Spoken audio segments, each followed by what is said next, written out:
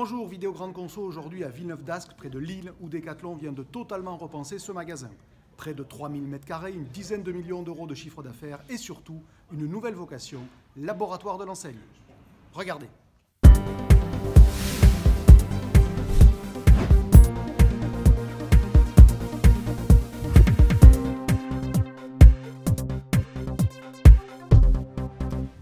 Pour imaginer son magasin de demain, Decathlon a choisi l'un de ses points de vente les plus anciens, Villeneuve d'Ascq, dans la zone commerciale Auchan V2.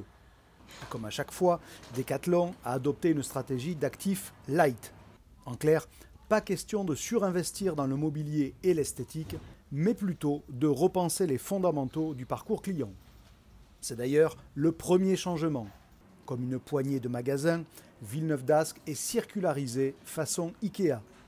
Une allée pour rejoindre le fond du magasin, une autre pour revenir. Decathlon a ainsi totalement cassé son implantation habituelle qui ressemble davantage à un hyper. Premier avantage, des allées plus courtes, ce qui permet de mieux voir les produits. Autre intérêt, la possibilité de créer des alcôves par sport, là encore pour s'éloigner de l'ambiance d'hypermarché. Le tout sans aucun sacrifice en termes d'exposition. À surface équivalente, c'est-à-dire 2900 m², Decathlon a même gagné 5% de mètres linéaires développés, ce qui a permis de couvrir deux nouvelles catégories, la chasse et la pêche.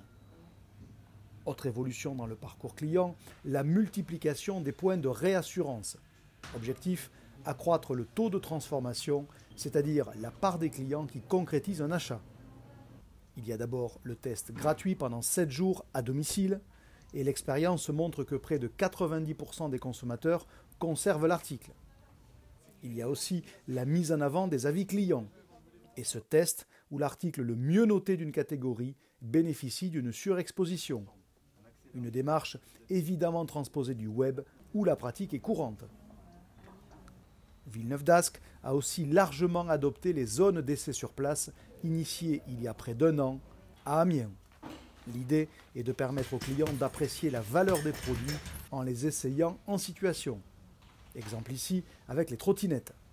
Pour ressentir l'effet de l'amorti, l'enseigne incite à laisser sur un revêtement de sol nivelé, imparable pour démontrer l'intérêt de la montée en gamme. Côté techno, outre les classiques bornes permettant de proposer un choix élargi, 3 initiatives marquantes. Dans le rayon running, cette machine scanne le pied du client, l'analyse selon plusieurs critères mesurables et propose ensuite la chaussure la plus adaptée, exprimée en pourcentage de conformité. Dans ce cas, Decathlon propose en meilleur choix le premier prix à 12 €, preuve que les recommandations ne sont pas commercialement orientées. Au rayon textile, et comme dans quelques autres magasins, Decathlon a installé ses cabines connectées.